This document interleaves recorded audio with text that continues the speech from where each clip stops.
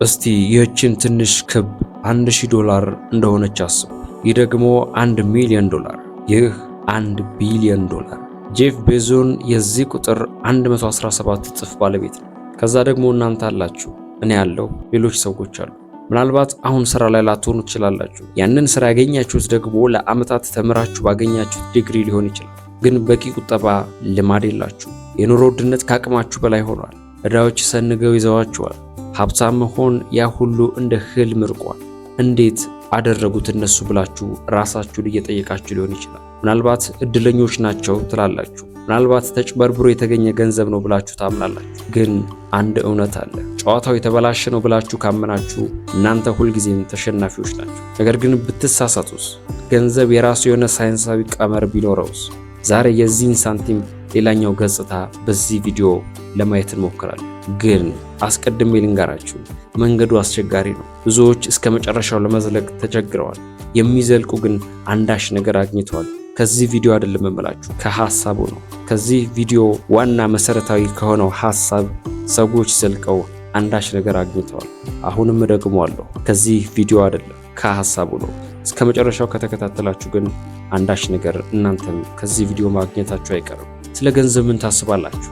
ገንዘብ የክፋት ሁሉ ስር ነው ወይስ በርትቶ በመስራት የሚገኝ ውጤት? እውነት ግን ስለ ገንዘብ ያላችሁ እይታ በአካባቢያችሁ ተጽዕኖ ስር የወደቀ ነው? አንተ፣ አንቺ፣ እኔ ትምህርት ቤት ስለ ገንዘብ እንደተማርነው ነው?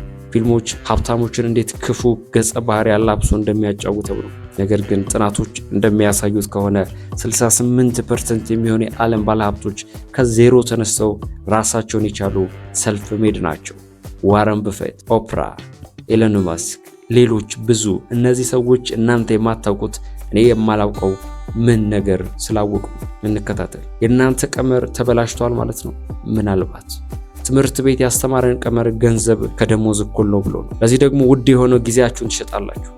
ተምራችሁ ዲግሪ ታገኛላችሁ። በዛ ዲግሪ ስራ ትቀጠራላችሁ። በተቀጠራችሁበት ስራ ደግሞ ገንዘብ በየወሩ ታገኛላችሁ። ራሳችሁን ትደጉማላችሁ፣ ቤተሰባችሁን ትደጉማላችሁ፣ የቤት ኪራይ ትከፍላላችሁ። ህይወት ይቀጥላል። ግን ያንን የምታገኙት ገንዘብ መሰረት አድርጋችሁ ሌሎች ፍላጎቶቻችሁን ለማሟላት ትገደባላችሁ። ምክንያቱም ለገንዘብ ያለን አመለካከት እስካሁን አልተቀየረም። ፍላጎታችን ገንዘብ ነው። በቀን $20 እየተከፈላችሁ ሚሊዮነር ለመሆን 24 ዓመት ይፈጅባችሁ፣ ያው ምንም አይነት ታክስ ወጪ ሳትቀንሱ። ታዲያ ወጣቱ ሚሊዮነሮች እንዴት አደረጉ? የነሱ ቀመር ከኛ በምን ይለያል? በጥንቃቄ አድምጡ። ገንዘብ ማሳደድ አቁሙ። በገንዘብ ዓለም ውስጥ ህጉ ግልጽ ነው። የሚከፈላችሁ ለገበያ በምትሰጡት ዋጋ ወይንም ቫልዩ ልክ ነው። አንድ የጽዳት ሰራተኛ ከአንድ አካውንታንት ያነሰ የሚከፈለው ለምንድን ነው? ስለማይለፋ ነው? ስለማይተጋ ነው? ረጅም ሰዓት በስራ ስለማያሳልፍ ነው? አይደለም። ሰራተኛው ስለማይለፋ አይደለም። ገበያው ለጽዳት ስራ የሚሰጠው ዋጋ ዝቅተኛ ስለሆነ ነው። የጽዳት ሰራተኛው በማንም መተካት ይቻላል። አካውንታንቱ ግን በቀላሉ መተካት አትችልም። ታዲያ ዋጋችን እንዴት እንጨምር? ሚስጥሩ ቀላል ነው። ችግር ፍታ፣ ችግርን ፍቺ። እኔም ችግር ልፍታ። ገንዘብ እንዲመጣላችሁ ከፈለጋችሁ ችግርን ፍቱ። ችግርን ፈልጉ፣ ችግርን ፍቱ። $1 ሚሊዮን የሚያስወጣ ችግር ከፈታ $1 ሚሊዮን እጅጉን ቅርብ ነህ። $1 ቢሊዮን የሚያወጣ ችግር ከፈታም $1 ቢሊዮን ቅርብ። $1 ቢሊዮን የእናንተ ነው። ጄፍ ቤዞን የአማዞን ስራ ሲጀምር የፈታው $1 ቢሊዮን ችግር ብቻ ነው። ግን በዛ አላበቃም። ያ ችግር መስፋፋት አለበት።